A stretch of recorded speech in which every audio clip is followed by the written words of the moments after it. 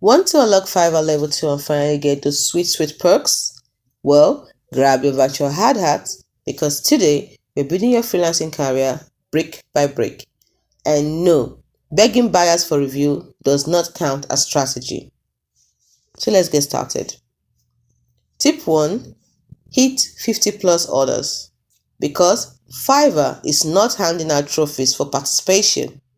Tip 2. Keep your earnings above $2,000. It's time to stop underselling yourself, my friend. Tip 3. Maintain a 4.7 plus rating. One angry buyer can't ruin your hustle if you handle them like a pro. Tip 4. Avoid cancellations. Fiverr's algorithm hates flakiness more than your ex did. Tip 5.